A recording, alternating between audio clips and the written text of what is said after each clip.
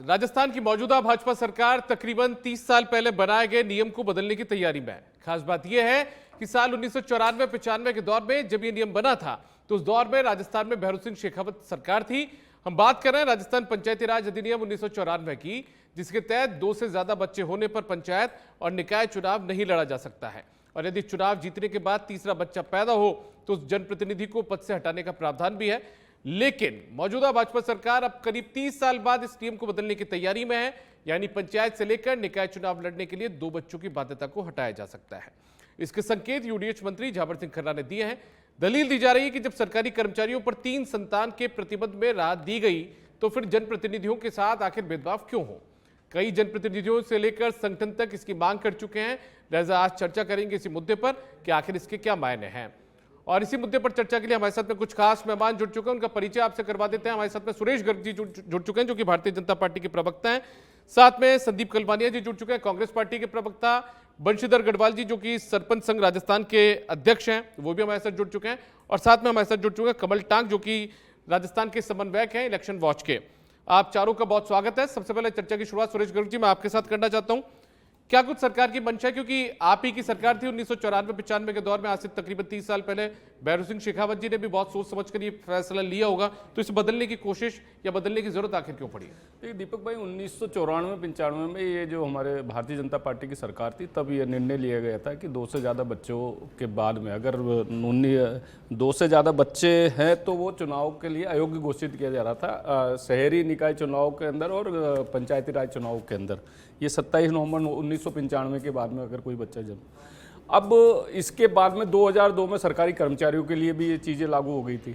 जब हमारी सरकार वसुंधरा जी की सरकार आई 2013 में, 2018 में वसुंधरा जी ने सरकारी कर्मचारियों के ऊपर ये जो बाध्यता है वो 2018 के अंदर हटा दी। अब ये डिमांड आ रही है कि भाई जब सरकारी कर्मचारियों से 2018 से ये बाध्यता हटा दी तो जनप्रतिनिधियों के लिए बाध्यता क्यों? जनप्रतिनिधियों को भी जो जिस तरीके से सरकारी कर्मचारियों को छूट दी गई उस तरह से जनप्रतिनिधियों को, तो ये कई सालों से डिमांड चली आ रही थी। आज खर्रा जी ने जो स्टेटमेंट दिया तो इस पर सब पे विचार होगा, कैबिनेट की मीटिंग होगी और फिर इस पर निर्णय लिया जाएगा। और अगर अच्छा ये कदम अच्छा स्वागत ही होगा, अगर ये निर्णय होता है तो अच्छी बात है। उस दौर में क्या सोच समझ के भैरों सिंह जी ने खत्म किया होगा इस नियम को? देखिए पहले हिंदुस्तान में पहले में आज में बहुत फर्क है। पहले क्या था कि बड़ा एक नारा चलता था, हम दो और हमारे दो।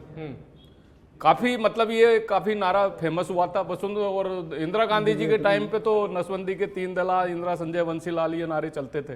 तो ये सब चीजें पहले चलती थी और पहले में अब में बहुत फर्क आया। आज युवा पीढ़ी की मांग है, आज पूरे वर्ल्ड के अंदर युवा की मांग है। आज उसी को परिवेश में आप 2018 के अंदर अगर उस चीज को हटाया गया है तो जनप्रतिनिधि के लिए क्यों रोक है? जब आपने कर्मचारियों के लिए हटा दिया तो जनप्रतिनिधियों के लिए क्यों रोक होनी चाहिए? तो इस वजह से ये कर्मचारी या अधिकारी बनाम जनप्रतिनिधि है, या फिर इसको जनसंख्या नियंत्रण से जोड़कर देखा जाना चाहिए था?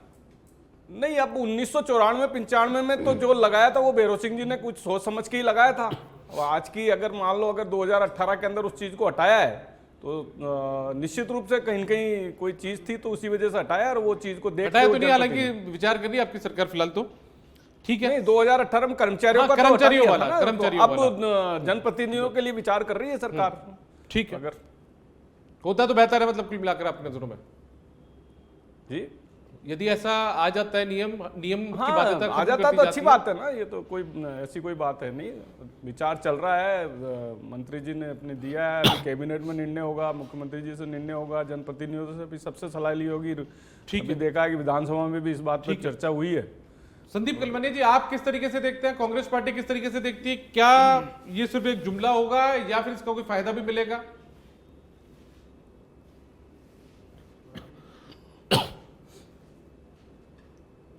संदीप जी सुन पा रहे हैं आप मुझे? संदीप जी शायद आपने म्यूट किया हुआ है, आपकी आवाज हमारे पास नहीं मिल पा रही है।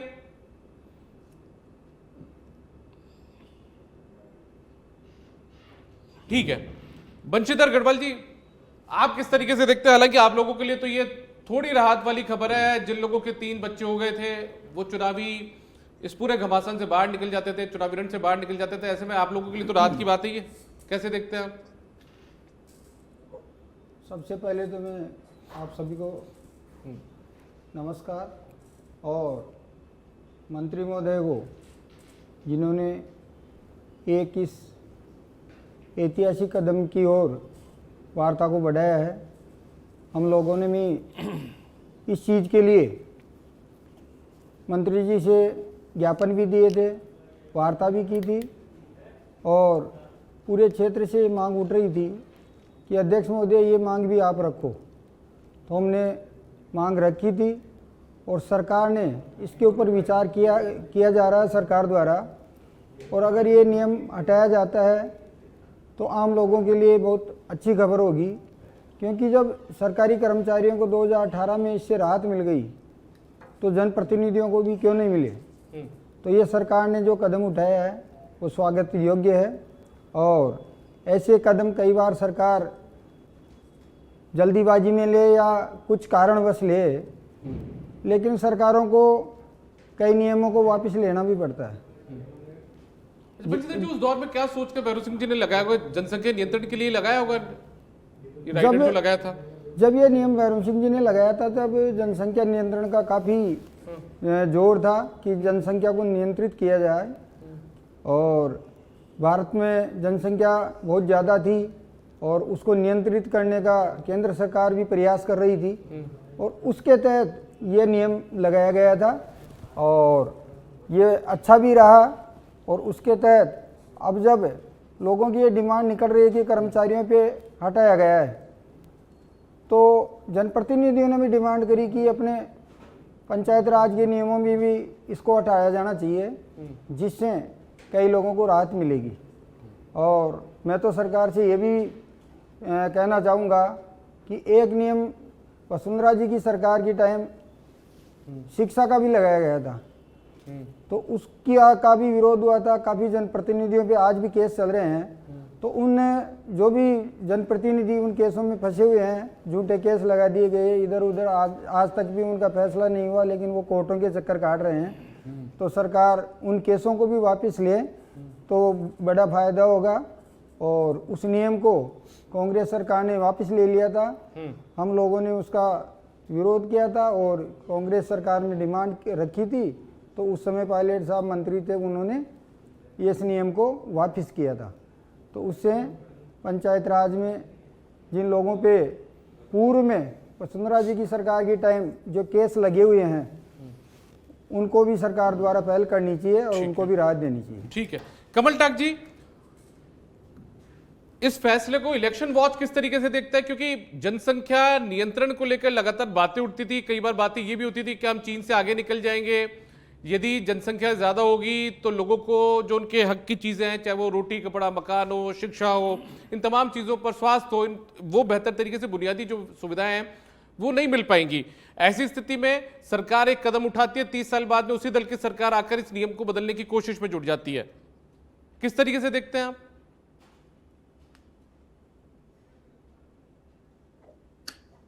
देखिए, ये जो मामला है, अगर आप इसको जनसंख्या के मायने से देखना चाहते हैं तो फिर वो एक अलग ही स्थिति है, क्योंकि जनसंख्या का अगर आप प्रेरक भी मोटिवेशन भी देना चाहते हैं तो एक तरीके से वो प्रेरणा सरपंचों के ऊपर थोपना एक अजीब सी बात है। क्योंकि सरपंच तो वो है जो बिल्कुल निचले पायदान पर पंचायत के अंदर एक जनप्रतिनिधि के रूप में आ रहा है।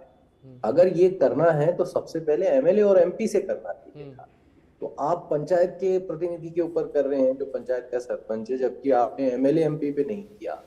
इवन शिक्षा वाला भी आपने एमएलए एमपी पे नहीं किया। तो अगर आपको रिफॉर्म करनी ही है, जो बेहतर रिफॉर्म अगर आप लाना चाहते हैं या कोई प्रेरणा स्वरूप चीजों को बनाना चाहते हैं, तो आप आर्टिकल 14 का वायलेशन कैसे करते हैं? संविधान की धज्जियां उड़ा देते हैं कि साहब आप निचले पायदान पे जो नेता है उसको तो आप कहेंगे कि आपके बच्चे भी इतने होने चाहिए, आप इतने पढ़े लिखे होने चाहिए, जबकि नहीं। तो जो संसद चलते हैं, जो देश का राज्य चलाते हैं, वहां पर बैठने वाला तो पढ़ा लिखा नहीं हो तो भी चलेगा और उनके कितने ही बच्चे हो तो भी चलेगा। तो ये सबसे ऐसी बात है जो लागू करने वाले हैं उन्हें सबसे पहले अपने ऊपर करना चाहिए था। तो नैतिक स्तर पर भी और संवैधानिक स्तर पर भी ये बात गलत ही थी। तो अब अगर ये हटा रहे हैं तो ये बहुत बढ़िया बात है, ये तो स्वागत योग्य है। और इससे कोई जनसंख्या का आप कोई प्रेरणा नहीं दे सकते, जो भी अगर कोई लेना चाहता है। पर हाँ, अगर आप कोई स्टैंडर्ड करना भी चाहते हैं तो संवैधानिक और नैतिक स्तर पर ऐसा होना चाहिए जो कहने लायक। तो सबसे पहले ये रिफॉर्म एमएलए और एमपीज के चुनाव या उनके प्रतिनिधियों पे होने चाहिए। तो कुल मिलाकर यदि सरकार इसमें बदलाव करती है तो बेहतर होगा ये। हाँ, बेहतर चीज है, ये तो ठीक ही बात है, क्योंकि इसके अंदर एक तरीके से उनके फंडामेंटल राइट के ऊपर चोट हो रही थी, और ये फंडामेंटल राइट है। और फिर ये इनइक्वलिटी साफ दिख रही है कि आप एक के ऊपर कर रहे हो और एक के ऊपर नहीं कर रहे हो, जबकि बराबर दोनों ही नेता ही, दोनों ही जनता के प्रतिनिधि। मैं एक चीज और समझना चाहता हूं, मैं मैं सुरेश जी से भी इस बात का जिक्र कर रहा था। भैरव सिंह जी ने क्या सोचकर, क्या समझकर उस दौर में उस सरकार ने, जो उनकी सरकार थी 30 साल पहले, ये पंचायती राज अधिनियम 1994 वो लेकर आए होंगे? क्या मंशा रही होगी उस दौर की?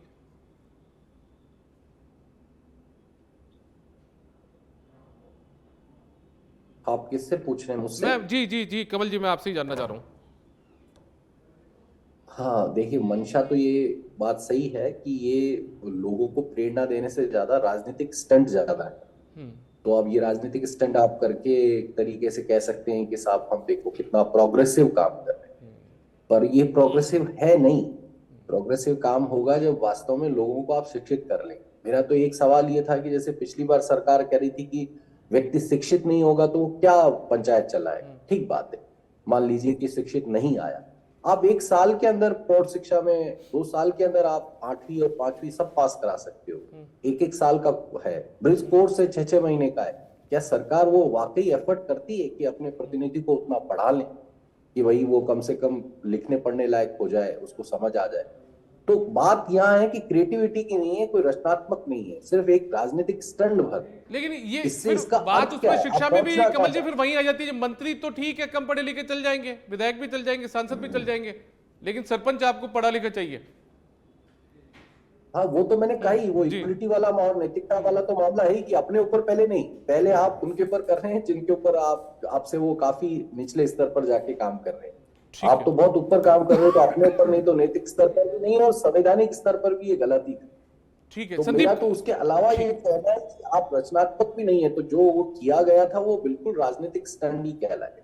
ठीक है संदीप जी, कमल जी का कहना है कि राजनीतिक स्टंट के लिए उस दौर में ये सब चीजें की गई होंगी, लेकिन कांग्रेस पार्टी का रिएक्शन जानना भी इसके लिए बहुत जरूरी है। हालांकि अभी सिर्फ मंथन चल रहा है, चिंतन चल रहा है, अभी फैसला हुआ नहीं है इस पर, लेकिन कांग्रेस पार्टी की क्या प्रतिक्रिया है? क्या कांग्रेस पार्टी सरकार के इस फैसले पर उसके साथ खड़ी नजर आएगी या इसका विरोध करेगी?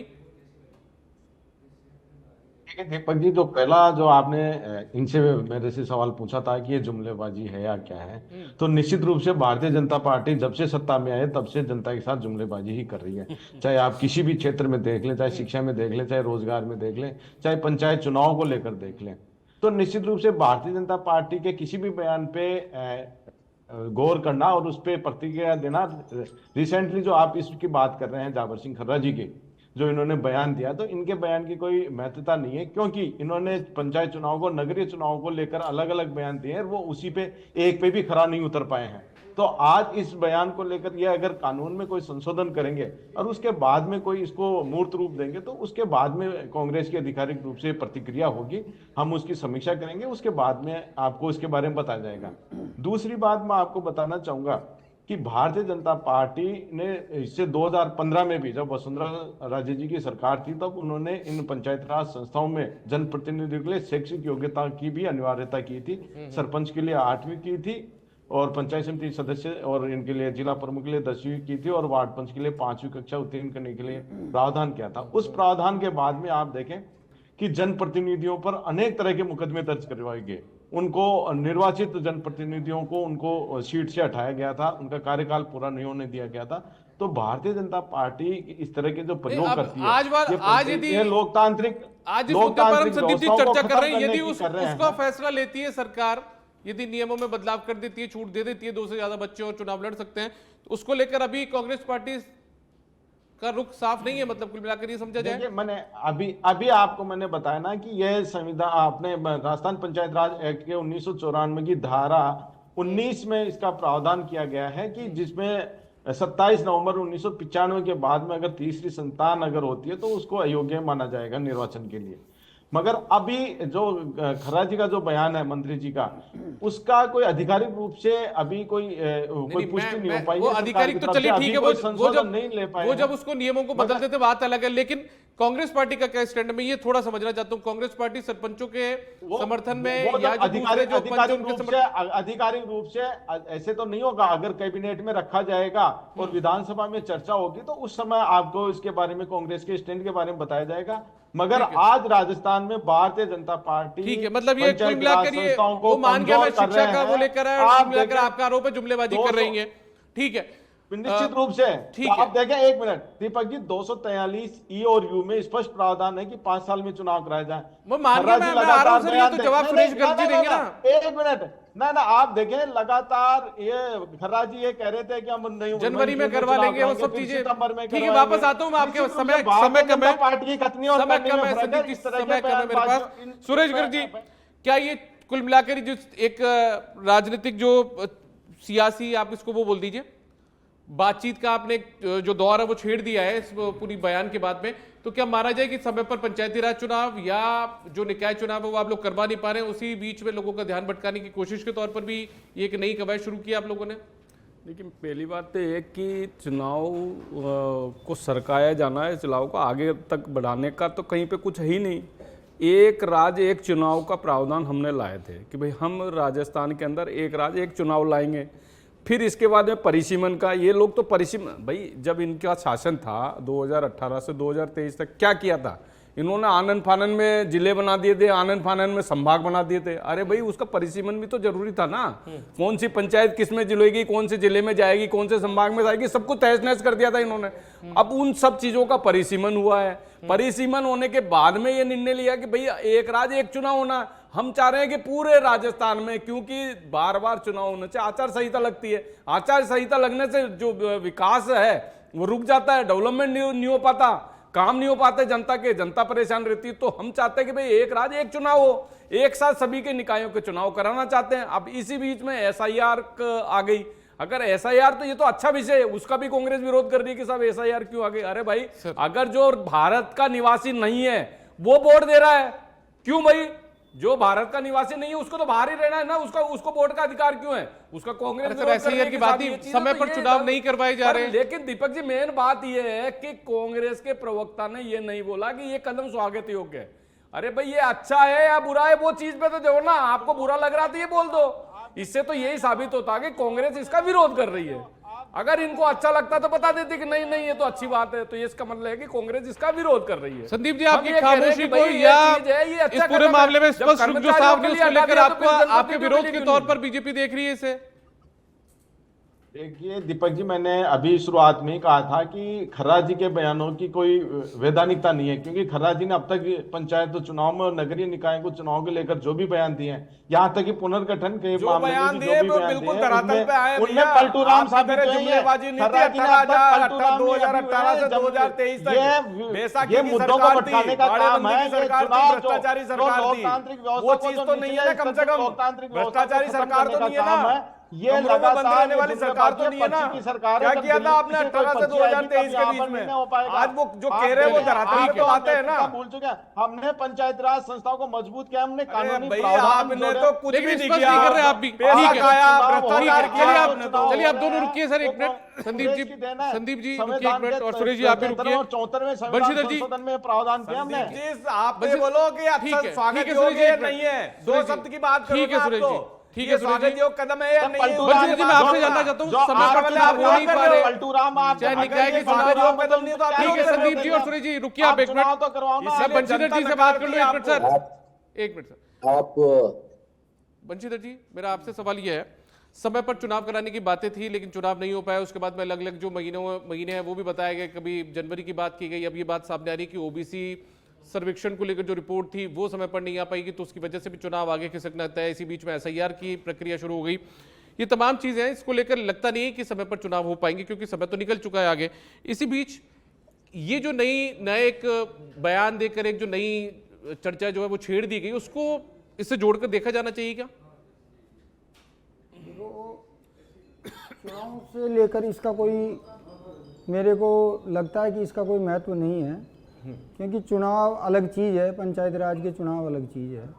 क्योंकि सरकार अभी चुनाव कराना नहीं चाह रही है, क्योंकि जब तक SIR लग गया और आगे परिसीमन नहीं हुआ है तो पता नहीं कब तक होंगे चुनाव। तो और मंत्री जी ने जो ये दिया है हटाने का 3 संतान वाला, जी, बाध्यता हटाने का, हाँ, 3 संतान की बाध्यता हटाने का जो कहा है आज, तो उसको लेकर मंत्री जी ने जो कर्मचारियों को 3 संतान की छूट दी गई थी उसको लेकर उन्होंने आधार बनाया है कि कर्मचारियों को जब 3 संतान की छूट मिल सकती है जो पहले से लगी हुई थी, तो जनप्रतिनिधियों को भी मिलनी चाहिए, और इसकी जनप्रतिनिधि मांग कर रहे थे।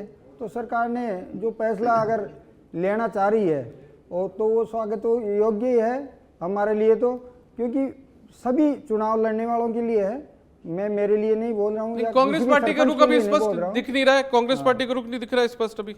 अब कांग्रेस पार्टी तो राजनीतिक पार्टियां हैं, कांग्रेस पार्टी हो, जनता पार्टी हो, ये तो अपने वोटों के हिसाब से बात करती है, जनता पार्टी भी और कांग्रेस पार्टी भी। तो हम तो एक जनता के चुने हुए जनप्रतिनिधि हैं, हमारी को कोई पार्टी टिकट नहीं देती है, और सरपंच एक जनता द्वारा स्पष्ट चुना हुआ व्यक्ति होता है। तो वो जनता की जो भी डिमांड होती है वो हम सरकारों तक पहुंचाते हैं, सरकार चाहे कांग्रेस की हो चाहे बीजेपी की हो, जनता की जो भी मांग होती है वो हमारा काम होता है उसको पहुंचाने के लिए। तो मंत्री जी से अभी मैंने आपको पहले भी बताया था कि ये जो शिक्षा का इन्होंने जारी किया था पहले, तो उसके अंदर काफी जनप्रतिनिधियों के केस लगे हुए हैं, उनको तो सरकार को उनको भी वापस लिया जाना चाहिए। ठीक है कमल टाक जी, बार बार बात यही उठती है कि जब समय पर आप, कांग्रेस पार्टी भी आरोप लगा रही है, इसी बीच में कुछ लोग चर्चा ये भी कर रहे हैं कि आपने इस तरीके की बातें तो कर दी कि हम उस बाध्यता को हटा देंगे, लेकिन समय पर चुनाव तो हो नहीं पा रहे, तो ऐसे में क्या उस मुद्दे से ध्यान भटकाने की कोशिश के तौर पर भी इसे देखा जाएगा क्या, या सिर्फ ये सियासी चालबाजी मानी जाएगी? ये तो वैसे भी अभी पता नहीं, क्योंकि इसको लागू करने के लिए इनको ऑर्डिनेंस लाना पड़ेगा, नहीं तो अभी चल भी नहीं रहा है, असेंबली भी नहीं चल रही है। तो अब कह सकते हैं कि आप कुछ बात कह रहे हो, अभी तो ये बात जो कांग्रेस के प्रतिनिधि कह रहे हैं वो भी ठीक है कि ये धरातल पे तो उतरे, इसको कम से कम कैबिनेट नोट तक तो इसको लेके जाए, नहीं तो क्या है कि एक ख्वाहिश हो सकती है मंत्री जी की, हकीकत क्या है वो क्या पता है। तो रही बात ये, तो दूसरी तरफ ये है कि अगर ये चुनाव तो SIR की वजह से वैसे भी आगे चला ही गया है, तो ये कुछ भी कहें उससे क्या फर्क पड़ता है, चुनाव तो वैसे ही चला गया, नहीं भी कहते तो भी आगे चला गया। एक तरफ तो सरपंचों को या जो जनप्रतिनिधि हैं, जो निचले स्तर की जो हमारी इकाइयां हैं, जनप्रतिनिधियां, उनको चुनाव टाले जा रहे हैं एक तरफ तो, और दूसरी तरफ उसके बाद में उनको नया अधिकार देने की कोशिश की जा रही है कि आप वंचित ना रह जाएं, तो ये भी अपने आप में थोड़ा हास्यास्पद तो लगता है। हाँ, ये तो एक बात ये है कि चलो आपके लिए डिस्कशन पॉइंट्स हैं कि आप एक तरीके से चीजों को बदलाव कर रहे हैं, और वो जो पुराना आपने कहें कि गलती थी अगर उससे सुधार रहे हैं तो अच्छी बात है, लेकिन ये सब होने के बावजूद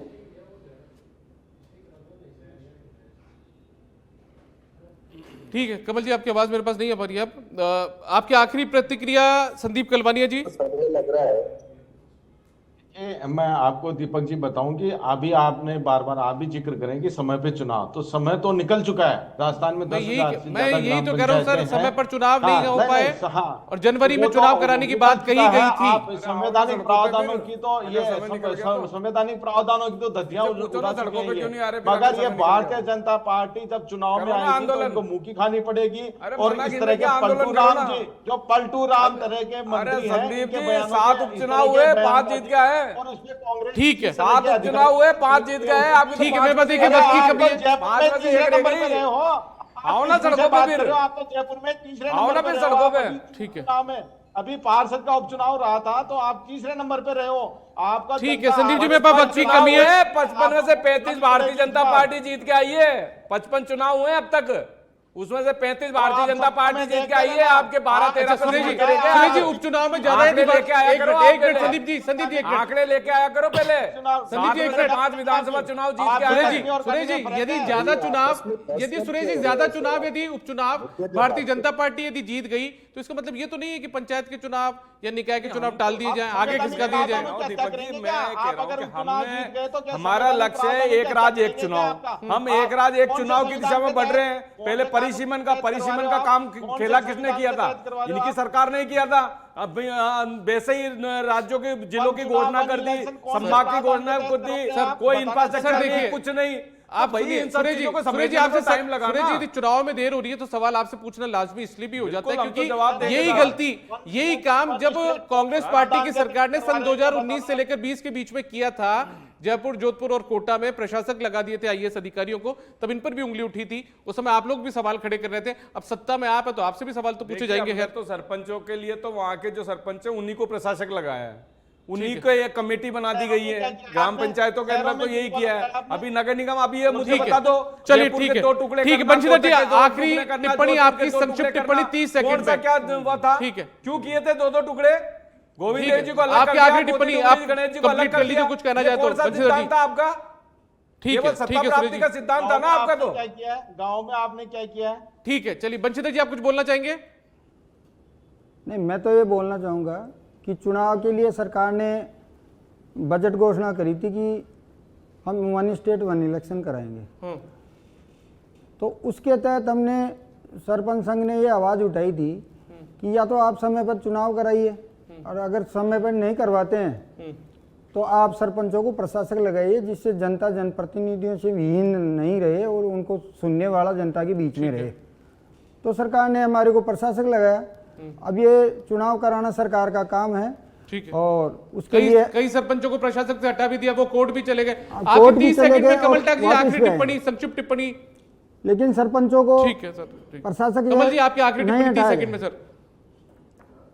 जी, मेरा बस ये 5 कहना साल का ही है तो कि ये पट्टा दिया था ना जनता ने। बात अभी जो कर रहे हैं वो व्यवहार में लाने के लिए इनको तुरंत रखना चाहिए कि ये तुरंत इसको व्यवहार में लेके आए और इसको कैबिनेट नोट में रख के और फिर इसको अगर ऑर्डिनेंस से लेके आए, तो जिससे कि चुनाव के होने के तक या चुनाव में आने से पहले ये लागू हो जाए, तो इस बार उनको इसका फायदा हो, तब इस बात का कोई वैल्यू ठीक है, जिस पे चलिए। हम आज डिस्कस करें। ठीक है, बहुत शुक्रिया आपका कमल टैक्स जी, संदीप कलवानिया जी, सुरेश गर्ग जी और बंशीधर गढ़वाल जी, आप इस चर्चा में शामिल हुए, हमारे साथ में हिस्सा लिया। तो कुल मिलाकर देखिए, सरकार एक जो 1994 का नियम था उसे बदलने की तैयारी में, 2 बच्चों की जो बाध्यता थी उसको हटाने की तैयारी में है, और इसकी चारों तरफ जो है वो स्वागत भी हो रहा है। हालांकि कांग्रेस पार्टी अभी फिलहाल फूक कर कदम रख रही है, ज्यादा रुख स्पष्ट कांग्रेस पार्टी ने इस मामले पर किया नहीं है।